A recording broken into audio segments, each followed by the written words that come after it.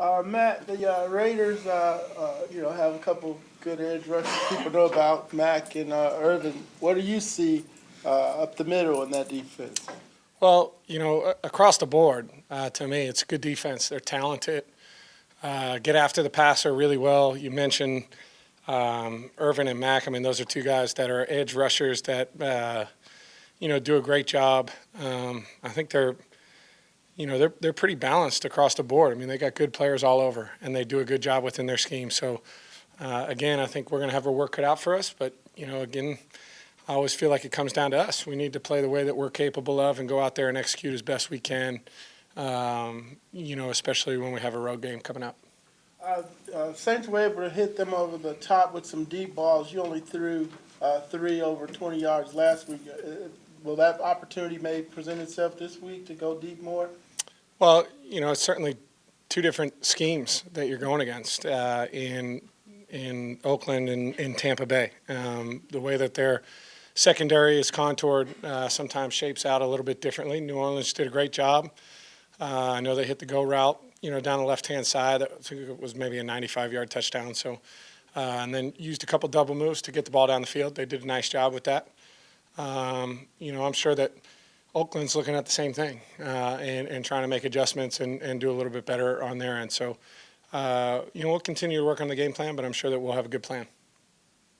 Play action was working really well for you guys last week, just like last season. How have you guys been able to make that work in the scheme?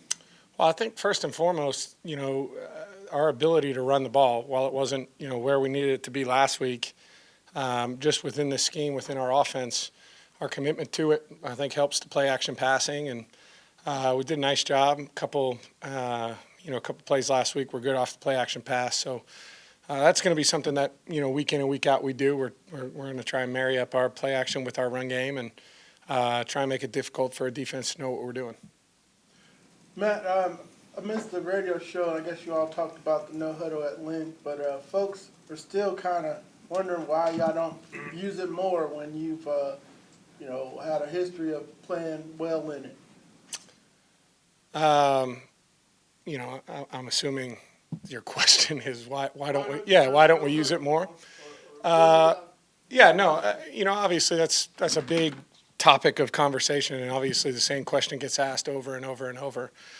To me, we always look for opportunities when it's effective for us. And, I thought we did a nice job kind of going in and out of it. We used it again last week, and it was effective for us. We scored a touchdown in it. So that part was good. But there's, like I said yesterday when I was commenting on the radio, there's some, there's pluses and minuses to it. And, one of the things that's important for us is creating advantageous looks in the run game. And it becomes increasingly more difficult sometimes in no huddle to be able to do that. But it's something we evaluate, we talk about every week. I thought we did a nice job. Honestly, I thought we had a good plan last week. It came down to a couple of execution things in the red zone, but we threw the ball really effectively. We need to get the run game going a little bit more, and, we'll evaluate if we need to use the no huddle more this week.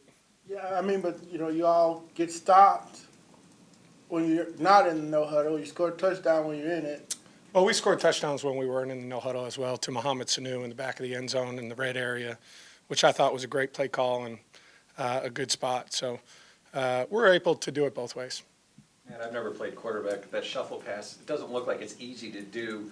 I don't know if you're comfortable with it, but do you feel like it kind of confuses the D? Does it have them on their toes? Yeah, for sure. I think that was good design last week to keep them off. I was kind of a triple option high school quarterback, so that kind of ball handling is something that I've done since I was, 14. And, we obviously don't do it as much now, but reach, read, and ride, man, that was Penn Charter to a T, so I got that one down.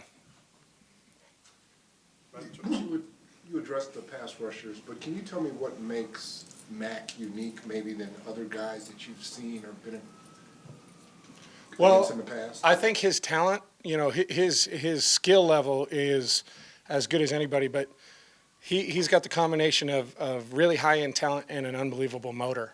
To me, he plays.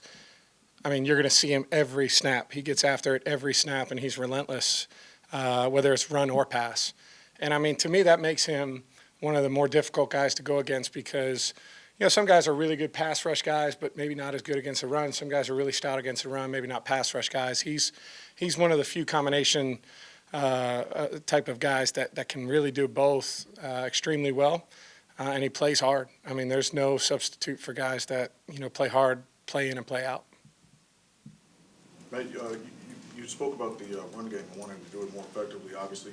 How much does it help a quarterback? I mean, we understand, obviously that it helps you, but how much does it help you, particularly on the road, to be able to do it effectively and more effective than what you guys showed last week? Yeah, well, it's huge. It's huge for us to get that going. I think it makes it extremely difficult, especially when you're going against a really good pass rush team with guys that Oakland has.